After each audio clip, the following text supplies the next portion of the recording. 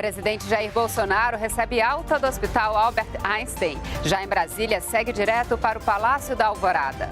Saiba quais são os melhores aeroportos do país. Pesquisa feita com passageiros destaca os preferidos do público, em quesitos como eficiência e conforto. Segurança pública, Forças Armadas vão reforçar segurança ao redor dos presídios do Rio Grande do Norte e Rondônia. Programa Ciência na Escola quer incentivar pesquisa e formação de novos profissionais. Essas e outras notícias você acompanha agora. E para participar, basta acessar o Bate-Papo ao vivo no YouTube ou usar a hashtag TVNBR nas redes sociais. O repórter NBR começa agora.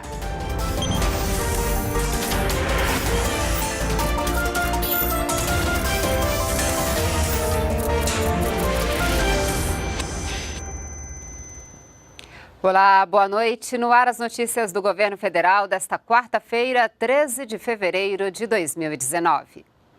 Depois de 17 dias de internação no Hospital Israelita Albert Einstein, em São Paulo, o presidente Jair Bolsonaro recebeu alta. O presidente chegou a Brasília e foi direto para o Palácio da Alvorada. A repórter Daniele Popov está lá e traz as informações para a gente. Olá, Daniele, boa noite.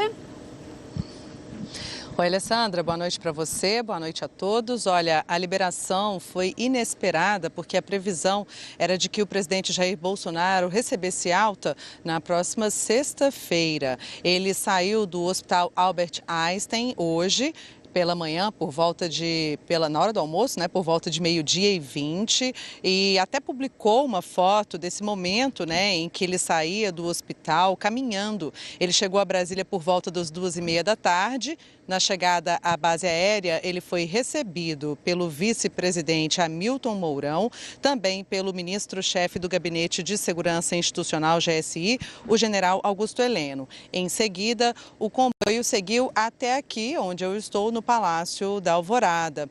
Bom, foram 17 dias de internação. O presidente Jair Bolsonaro, ele foi internado no dia 27 de janeiro para ser submetido a essa cirurgia de reconstrução do trânsito intestinal. Nessa incisão, o objetivo dessa cirurgia era fazer a união dos intestinos grosso e delgado. Esse procedimento durou aproximadamente 7 horas, sem intercorrências, segundo o governo. Por alguns dias, devido a náuseas, o presidente precisou usar uma sonda. Houve melhora do quadro geral dele, do estado de saúde, né? Apesar disso, houve um episódio isolado de febre e também de pneumonia. Ele teve uma introdução alimentar gradual, pastosa, e houve também evolução da movimentação intestinal do presidente. A partir daí, ele começou a receber alimentação pastosa. Bom, durante todo o período da internação, o presidente ele fez fisioterapia, tanto motora quanto respiratória, alternando também com períodos de caminhada fora do quarto lá no hospital.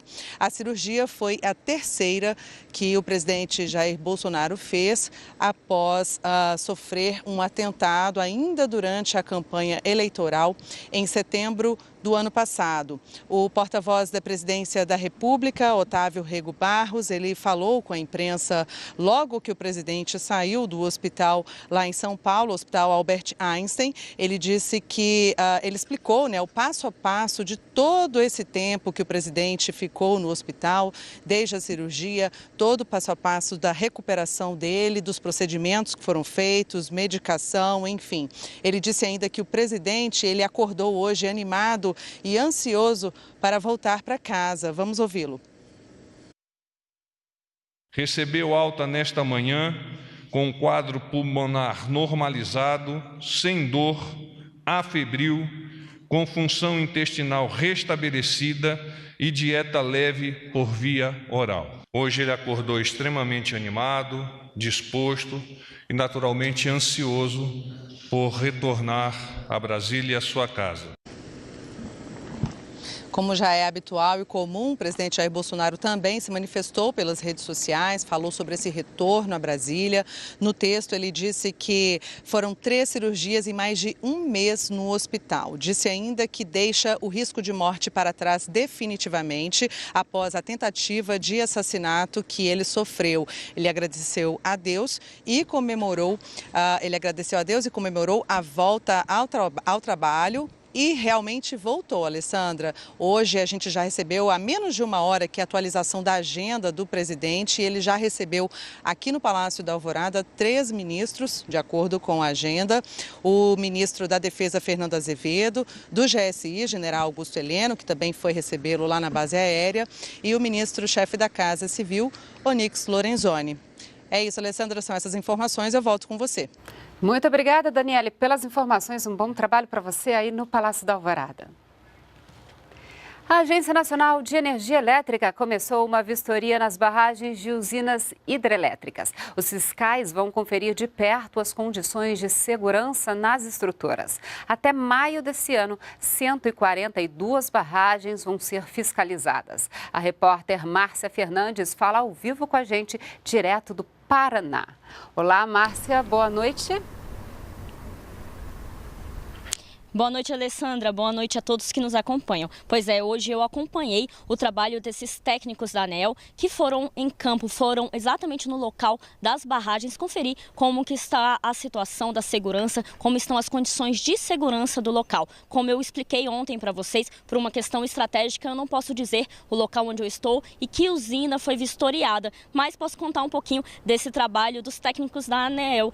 Foi um trabalho muito minucioso. Eles conferiram o estado de conservação, como que está a conservação das barragens das usinas hidrelétricas, como que está a conservação, como que está a manutenção do local e também como que está a operação, se os instrumentos, como está a operação dos instrumentos usados nessas barragens. E olha, tudo isso consta em um plano de segurança que a empresa responsável pela usina passou para a ANEEL e agora a ANEEL checa ponto a ponto esse plano de segurança, confere item a item, se esse plano é efetivo e se está tudo dentro da lei, em conformidade exatamente para resolver a questão da segurança. E se houver necessidade, os fiscais da ANEEL, eles orientam a empresa responsável pela usina sobre adequações que eles possam ter necessidade de fazer. E esse trabalho da ANEEL, ele está previsto para terminar na sexta-feira. Amanhã, os técnicos da ANEEL, eles vão para uma outra usina, também aqui no Paraná, fazer esse mesmo trabalho que foi desenvolvido hoje de conferir a situação. E olha, vamos agora atualizar os números dessa força-tarefa, dessa operação que está sendo feita pela ANEEL. Até maio deste ano, a previsão é que 142 barragens sejam vistoriadas até maio e depois, mas até o fim do ano, a ideia é que cheguem a 335 estruturas fiscalizadas, vistoriadas pela ANEEL em 18 estados e também no Distrito Federal. Eu continuo por aqui cobrindo essa situação, acompanhando de perto esse trabalho da Agência Nacional de Energia Elétrica e retorno aí em Brasília com você. Obrigada, Márcia, pelas informações. Um bom trabalho para você aí no Paraná, acompanhando essa fiscalização da ANEEL. E sobre a tragédia na barragem da mineradora Vale, em Brumadinho, Minas Gerais, o relatório divulgado hoje confirma a morte de 166 pessoas. 155 continuam desaparecidas. O Banco do Brasil anunciou hoje uma medida emergencial que permite a prorrogação por 1 ano do vencimento de operações de crédito rural dos produtores de Brumadinho. A medida vale para quem possui operações vencidas ou a vencer entre 25 de janeiro e 31 de dezembro deste ano. De acordo com o Banco do Brasil, a carteira de crédito rural em Brumadinho é formada, na maioria, por agricultores familiares. São 174 clientes que mantêm R$ 5.300.000 em operações de crédito. Mais transparência no uso do dinheiro público. O novo portal do governo, Painel de Viagens, mostra para o cidadão os gastos do executivo com viagens a trabalho dos funcionários. Leandro Alarcon tem mais detalhes. O governo federal lançou hoje o site Painel de Viagens, um portal desenvolvido para tornar os gastos públicos com viagens de empregados públicos, servidores, militares e até colaboradores do governo federal mais transparentes para a população. Nós somos uma máquina de serviço, nós temos que ser uma máquina eficiente. Então, esse painel de viagens é mais uma ferramenta que esse grupo de jovens está trazendo para servir a população brasileira melhor. Transparência, eficiência, um bom serviço. O ministro da Controladoria Geral da União, Wagner Rosário, explicou que esse portal é uma ferramenta que vai ajudar os gestores a usarem de forma mais eficaz o dinheiro público. Mais uma vez, o Ministério da Economia dá uma demonstração do trabalho sério que está sendo feito. Já vem de longo tempo trabalhando com a parte de transparência das informações, de disponibilização de dados realmente de uma forma estratégica que permita aos tomadores de decisão tomarem essas decisões com base em dados, com base em informações realmente úteis. O portal não precisa de login e nem senha para ser acessado.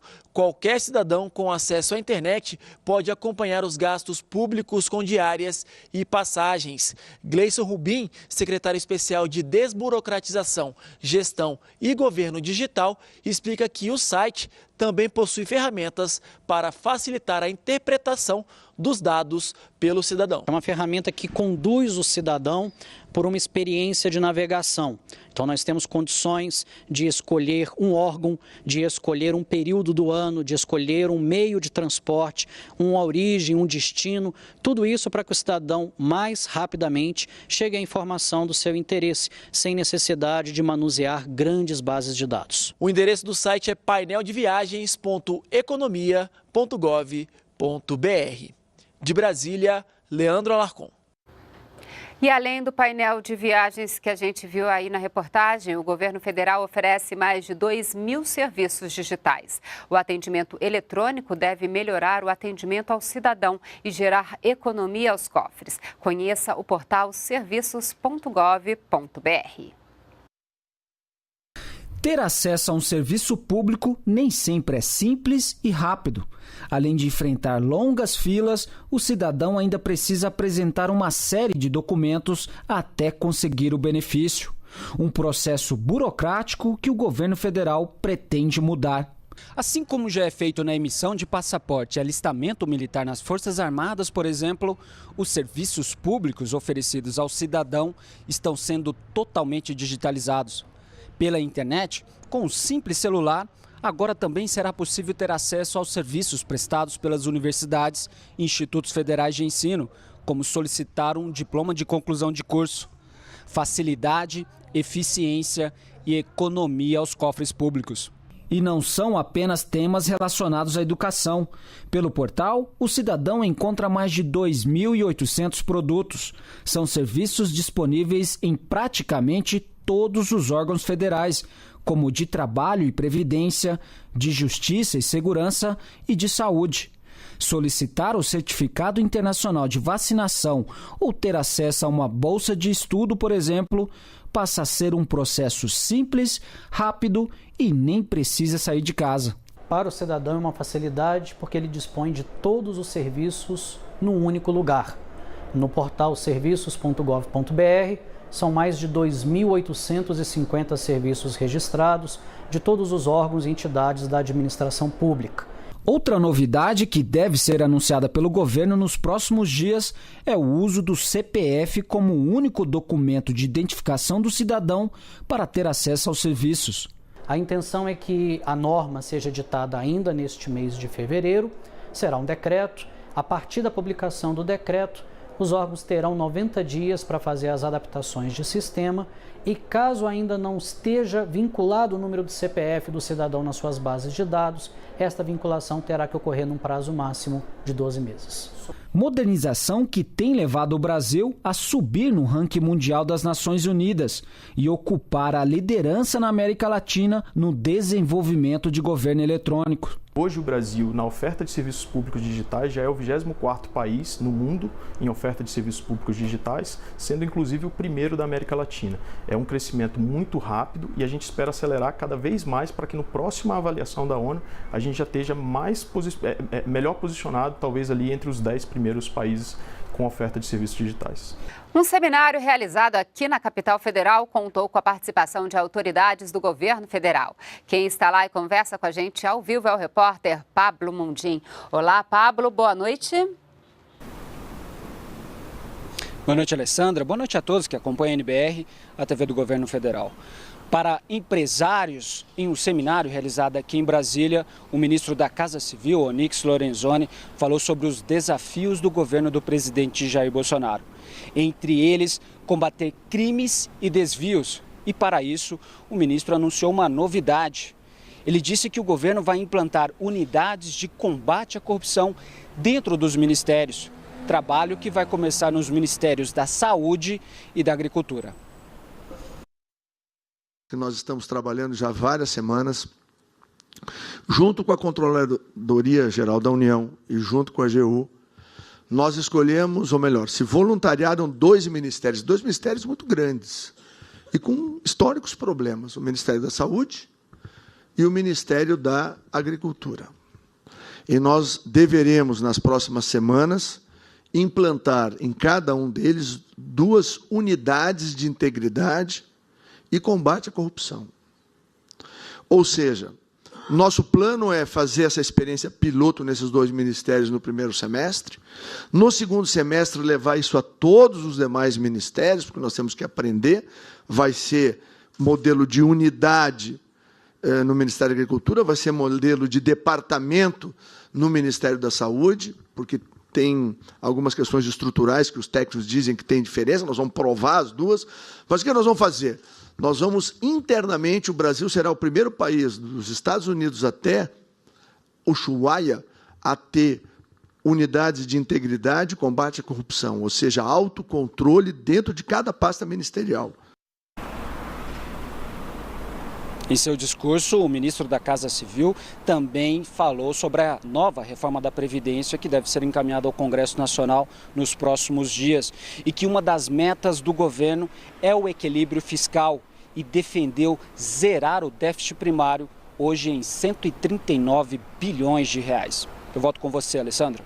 Muito obrigada, Pablo, pelas informações. Um bom trabalho para você. E pela manhã, o vice-presidente Hamilton Mourão participou do seminário. Vamos ver na reportagem de Luana Karen. Economia e segurança, 2 temas que devem ser prioridades no Brasil, na avaliação do vice-presidente da República, Hamilton Mourão.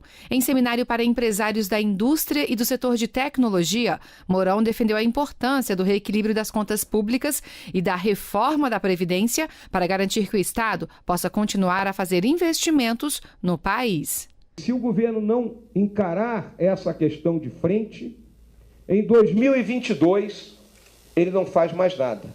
Ele só vai pagar salário e aposentadoria. Não teremos recurso para custeio e muito menos para os tão necessários investimentos.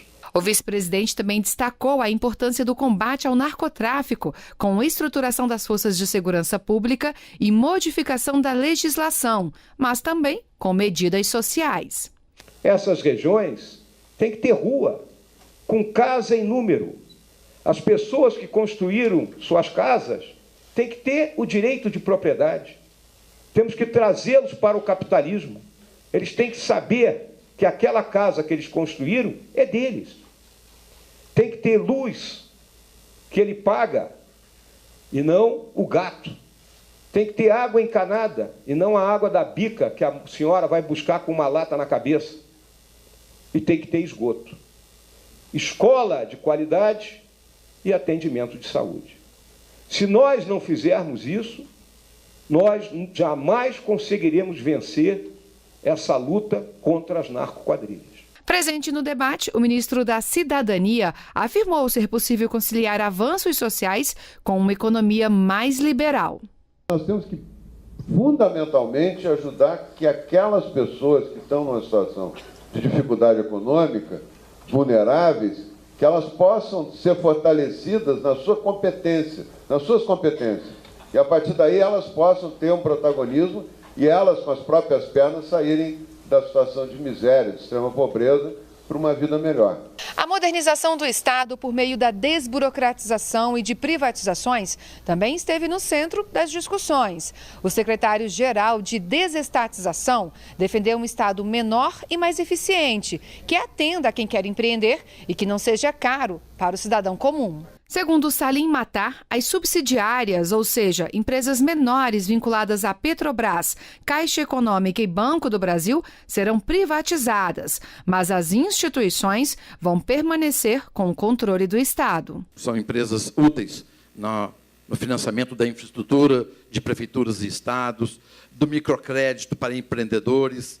Enfim, eles têm um papel a cumprir de acordo com a política de governo, por exemplo, no agrobusiness. Então, eles deverão ser mais direcionados para as políticas de governo e concorrer menos com os bancos privados. Mas eles vão permanecer, todos os três, um pouco mais magrinhos.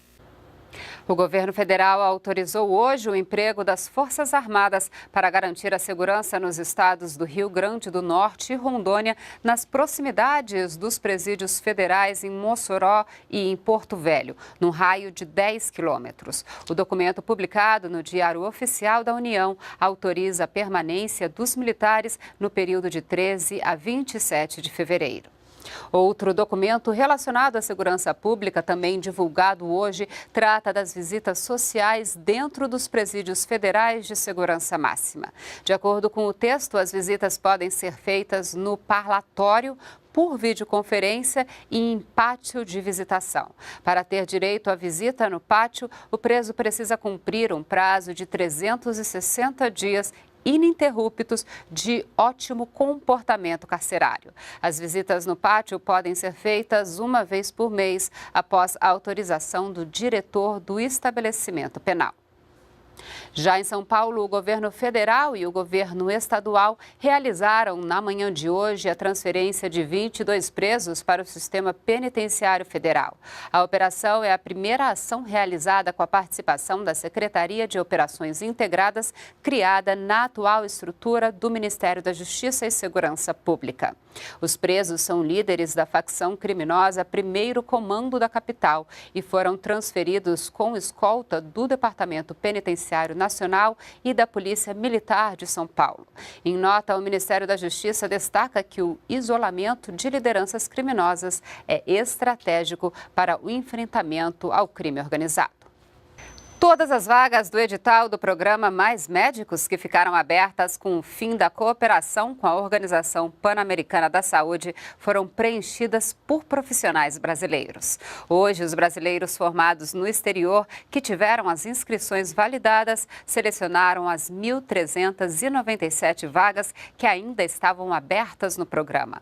Com esse resultado, o Ministério da Saúde não deve abrir chamada para profissionais de outros países. Na próxima terça-feira, dia 19, sai a lista completa do local de trabalho dos profissionais.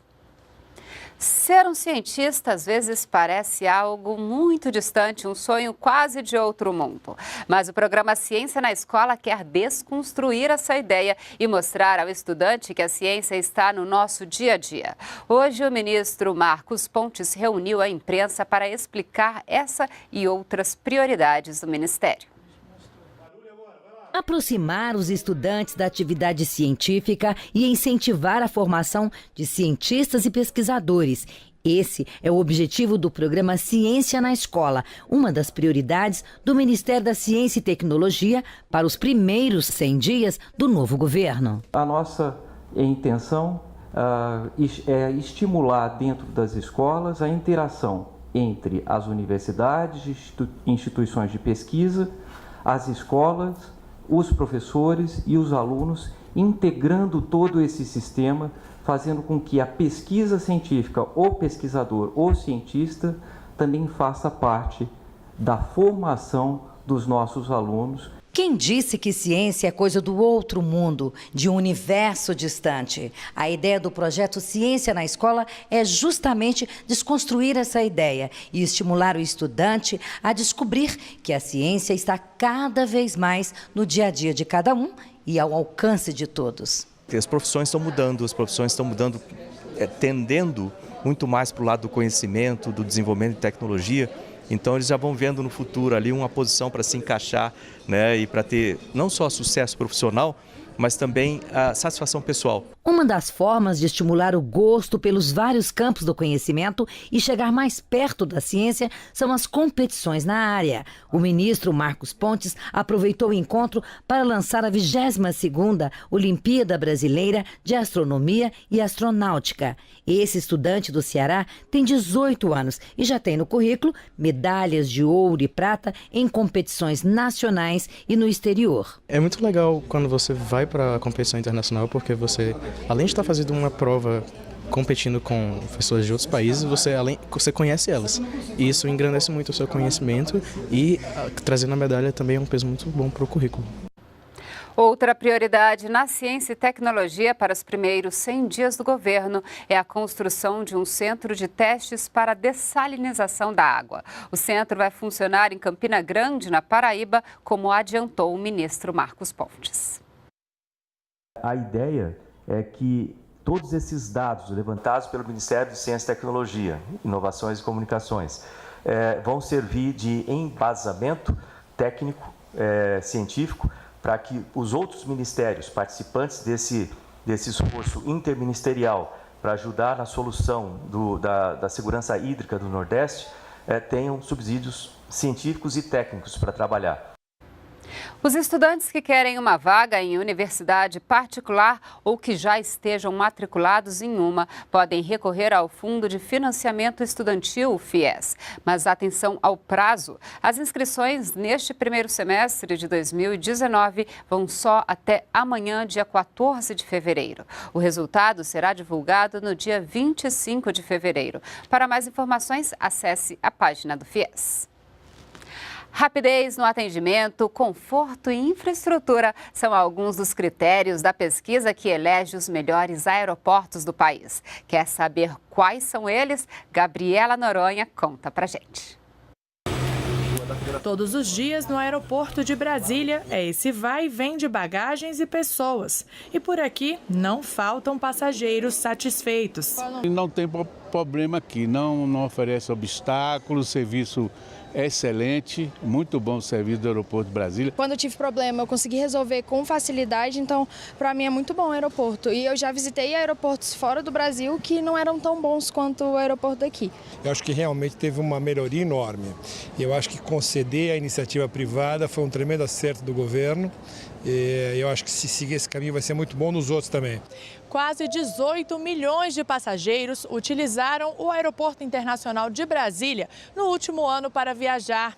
Desde 2012, com a transferência da operação do terminal para a iniciativa privada, a oferta de serviços aos viajantes deu um salto de qualidade. E agora este aeroporto foi eleito o melhor terminal aéreo de grande porte do Brasil. O resultado teve como base uma pesquisa de estatística feita ao longo de 2018 com passageiros que passaram por aqui e por outros 19 aeroportos do país. Nesta edição, o Ministério da Infraestrutura premiou os aeroportos, as companhias aéreas e órgãos públicos, totalizando 7 categorias. São avaliados quesitos como eficiência em check-in, raio-x e eficiência no controle migratório. Além do aeroporto de Brasília, o terminal de Manaus ganhou na categoria até 5 milhões de passageiros. Entre os concorrentes de médio porte, com circulação entre 5 mil e 15 mil passageiros por ano, o vencedor foi o terminal de Viracopos, em São Paulo. Nós utilizamos os resultados como efetiva ferramenta de gestão, tá? Buscando sempre melhorar naqueles quesitos da pesquisa em que nós somos pior avaliados. E isso mostra que essa forma de atuar tem sido exitosa. De acordo com o secretário de Aviação Civil, a ideia agora é expandir a avaliação. Esse ano, provavelmente, vamos começar a pesquisa também dos aeroportos regionais para perguntar aos passageiros do interior do Brasil como está o serviço lá na sua localidade. E a ideia é fazermos nos próximos anos um prêmio Brasil Mais Aeroportos Regionais. O secretário falou também que o governo quer concluir o processo de concessão de todos os aeroportos do país nos próximos 2 anos. Devem ser leiloados este ano os terminais de Recife, Maceió e Aracaju na região Nordeste e Cuiabá na região Centro-Oeste. Em seguida, deve ser concedida à iniciativa privada os terminais de Congonhas, em São Paulo, e Santos Dumont, no Rio de Janeiro. O objetivo, segundo o secretário, é reestruturar os aeroportos brasileiros, fazer mais parcerias com a iniciativa privada e desburocratizar o setor, que é estratégico para o país. A percepção da qualidade do serviço prestado, de fato, ela vem aumentando nos últimos anos, e isso é reflexo exatamente da interação do poder público com o capital privado, com a iniciativa privada. É muito importante para a sociedade brasileira saber que o setor de aviação civil está aberto a investimentos privados, em parceria com investimentos públicos, e o resultado disso para a sociedade são novas rotas aéreas, melhores aeroportos, um preço mais justo, um preço mais barato, para que a população brasileira possa ter uma boa experiência de viagem nos aeroportos brasileiros e nas empresas aéreas brasileiras. Nós ficamos por aqui. Toda a nossa programação você acompanha ao vivo pelo site da NBR e pelo canal no YouTube. Acesse também o nosso perfil no Twitter e você pode ainda mandar sugestões de reportagens e dúvidas sobre programas e ações do governo federal para o nosso WhatsApp. Então, anote aí, é 61998678787. Acompanhe agora um resumo da agenda do presidente da República. Uma boa noite para você e continue com a gente na NBR, a TV do Governo Federal.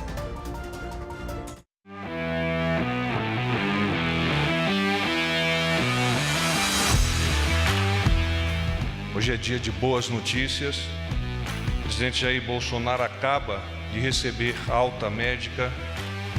Hoje ele acordou extremamente animado, disposto e naturalmente ansioso por retornar a Brasília e a sua casa. Ele está seguindo para o aeroporto neste momento